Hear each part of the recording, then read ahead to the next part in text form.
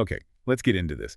Usually when we sit down for one of these deep dives on, SpaceX or Musk, we're kind of piecing things together from stray tweets or maybe a permit filing. Right. It's mostly detective work. Exactly. But today is different.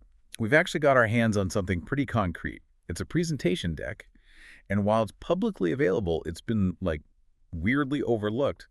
The title is Elon Musk's New Vision, Building a Self-Growing City on the Moon. And this isn't just a small tweak to the plan. I mean, if you actually read the bullet points, which is what we're going to do, this is a fundamental rewrite of the company's, well, its entire public-facing destiny. For 20 years, it's been Mars or bust. It's been the gospel. Yeah. And this deck basically says, hold on, let's obviously build a metropolis on the moon first. So, for everyone listening, we want you to imagine you're right here with us. We're going to treat this almost like a frame-by-frame breakdown, flicking through these slides to see not just the cool renders, but the engineering and the money that's really driving this pivot. Because the mission here is to look past the hype. We need to figure out why this shift is happening right now. Is it the tech? Is it politics?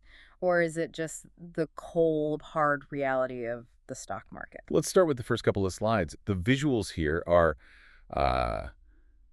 well, they're striking. We're looking at a render of the lunar surface, but it's not the gray, desolate place we're used to seeing. No, not at all. You've got these huge glowing domes, tubes connecting them, and starships landing in the background. It's a pure sci-fi book cover. It's the classic Musk aesthetic. Very aspirational. But look at the text on slide 2. The strategic pivot. That's where the real story is. The headline is literally, From Mars to the Moon. It states very clearly that SpaceX is prioritizing a lunar settlement. And the timeline they give here, it says a functional city in under 10 years. Under 10 years. That feels optimistic, to put it lightly. It's extremely optimistic. We call that Musk time. But the key thing here is the comparison it makes to Mars. The bullet point notes that Mars is still 5 to 7 years away just for an arrival, not a settlement. Right. So just to get there. Just to get there. This slide is basically moving from ideology to pure logistics. The moon is the backup plan you can secure faster. So is this them admitting defeat on Mars? I wouldn't call it defeat. I'd call it a collision with reality. Mars is an orbital mechanics nightmare. You can only launch every 26 months when the planets align. The launch window. Right. The moon. It's a 3-day trip. You can go pretty much any time.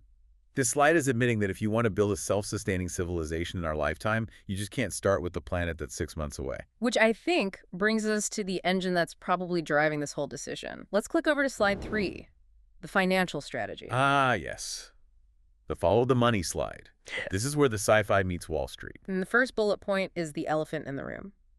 SpaceX rumored to go public in 2026. They're targeting a $50 billion debut. And that changes the entire game. As a private company, Elon can burn billions chasing a Mars dream, and nobody can really stop him the moment you go public. You have to answer to shareholders. Quarterly earnings calls. You answer to pension funds. And they are not interested in 25-year-old sci-fi dreams. The slide even has a section called the Mars problem. It literally describes Mars colonization as investor kryptonite. Why that phrasing? It's the time value of money. If I'm an investor and you say, give me $1 billion and maybe I'll give you a profit in 25 years when the Mars colony starts exporting, I don't know, red rocks? You get laughed out of the room. You would. Wall Street can maybe handle a 5-year plan, 10 if you're a company like Amazon, but 20 plus, no way. So the moon pivot is about showing tangible returns faster. Precisely. Look at the lunar pragmatism section. It promises quicker milestones, tangible progress. A moon base is something you can point a telescope at and say, see that? We built that. It's real. It de-risks the whole investment. You're turning a religious crusade into a real estate development project. A cynical take, but yeah, it's business. Okay, let's move to the physical reality of this. Slide 4. The location. We all know the moon is close, but this slide really breaks down why that's a business advantage. Earth's backyard is the phrase they use, 384,400 kilometers away. It's nothing, cosmically speaking. The gravity is 16.6% of Earth's. But the metaphor here is what catches my eye. They call the moon a dress rehearsal.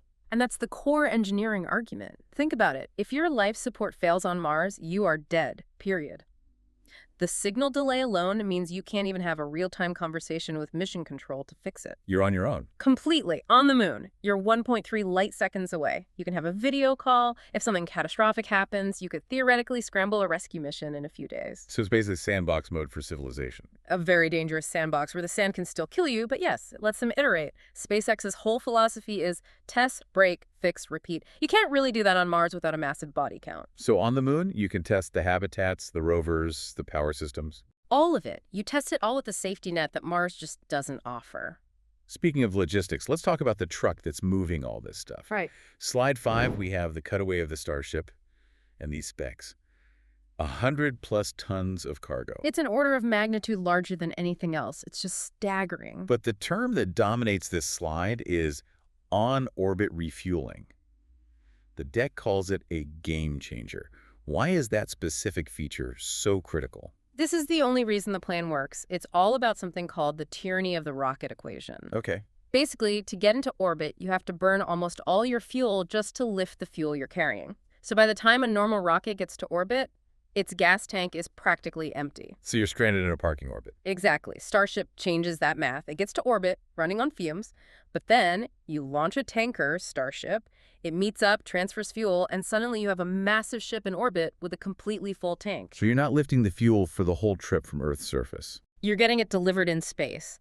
And that allows for what the slide calls direct surface delivery. No more tiny little lunar landers. Right, like the Apollo missions. They landed that tiny tin can, the LEM. Because they were limited on weight?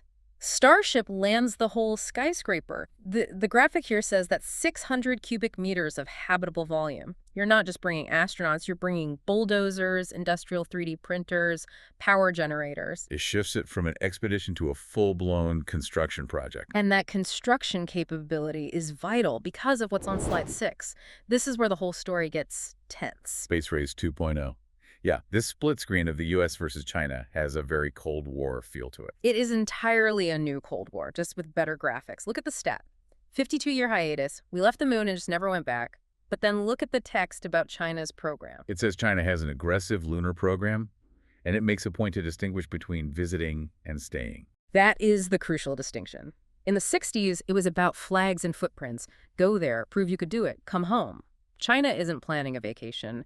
They're targeting the lunar South Pole, where the water ice is, and they're planning a permanent research station. There's a quote here from an analyst. The next flag planted on the moon better be ours, or we'll be renting space. Is that just hyperbole? Not really. You can't technically own the moon under current treaties, but you can absolutely occupy the strategic high ground. The South Pole is prime real estate because of that water. If China sets up a base and establishes, safety zones around their gear, they effectively control access to that resource. So Musk's pivot conveniently aligns with U.S. national security priorities. 100%. And you can bet the Pentagon knows it. NASA is methodical, but slow. SpaceX is fast. If the U.S. government wants to beat China to a permanent base, Musk is really the only ride they have right now. So we've got the political pressure. Let's look at what they're actually building. Slide 7 is called the self-growing city concept.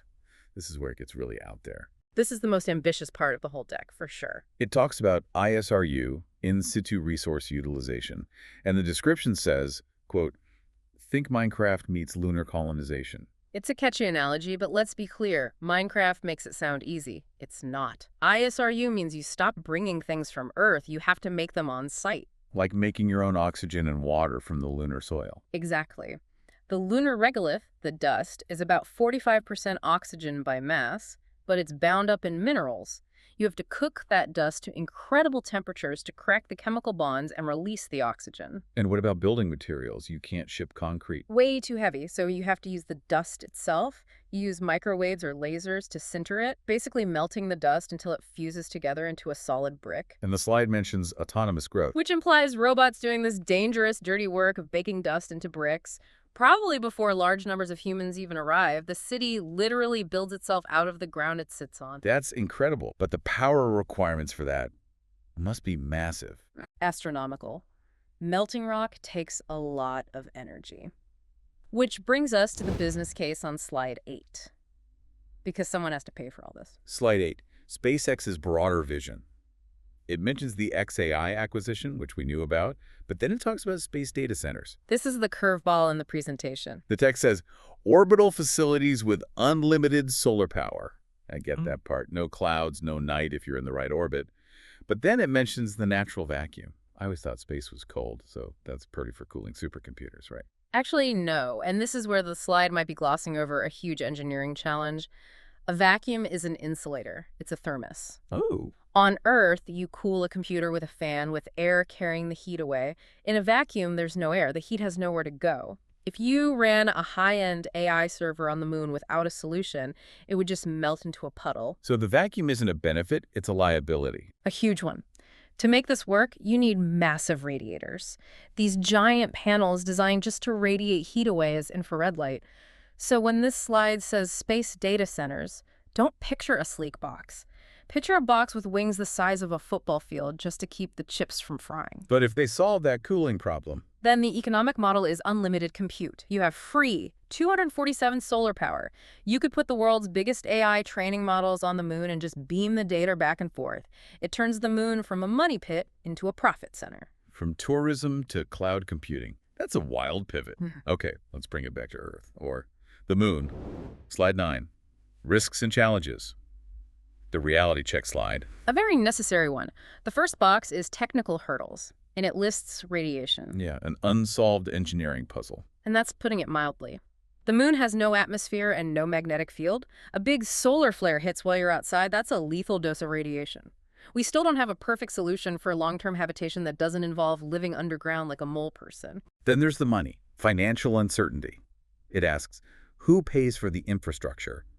Even with a huge IPO, we're talking hundreds of billions of dollars. And finally, my favorite part, the Musk timeline factor. I'm glad they put that in there. It says, when Musk says 10 years, experienced observers add a multiplier. The famous Musk multiplier. I mean, look, he said we'd have 1 million robotaxis by 2020. He said we'd be on Mars by 2024. He is consistently wrong about when, but he's usually right about what. So the 10 years on the slide is more like 15, 20. At least. But you know what? Even if it's 20 years, that's still lightning fast compared to the alternative, which is basically never. Let's wrap it up with the final slide. Slide 10, the roadmap. The moon as humanity's next giant leap. So what are the dates they're projecting here? Okay, 2026 to 2027. The IPO and the first Artemis landings. So the money and the first boots on the ground. That's the critical proof of concept. If Starship has a problem during Artemis, this whole timeline resets to 0. Then 2028 to 2032, modular habitats and ISRU operational. So the robots start building. The heavy industry phase. And finally, 2033 to 2035, self-sufficient lunar city with permanent population. Permanent is the key word. Not a rotation of astronauts, people who live and work there. The summary line at the bottom is just, we're not just visiting, we're staying. And that's the whole message of this deck right there. You know, going through this slide by slide, it feels like a lot of puzzle pieces are clicking into place. We've all been wondering why Starship is being built the way it is, why the sudden big push into AI. It all points to this. It does. It's a coherent strategy. Mars is still the dream, but the moon is the business. It's the necessary first step to build the industrial base, the capital, and the tech you need to eventually go even further. But here's a thought that keeps nagging at me as we talk about this. Yeah. We've mentioned the geopolitics, the space race 2.0, and this idea of a self-growing city. Yeah.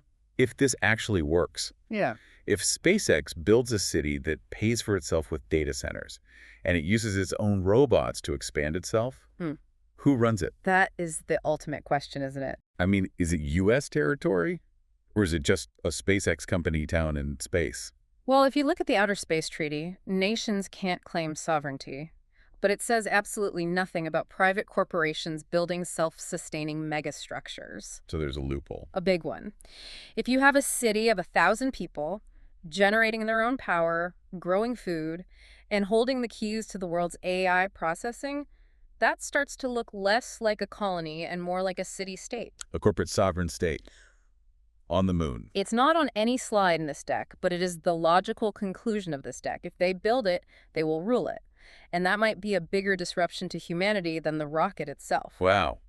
That's heavy. From investor kryptonite to a new branch of human civilization with its own rules. It's a wild time to be watching the stars. It certainly is. Well, that's the deck. Elon Musk's new vision. ambitious, expensive, and apparently it's going to need some really, really big radiators. Huge radiators. Thanks for breaking it all down with us. And for everyone listening, let us know what you think. Would you move to a company town on the moon?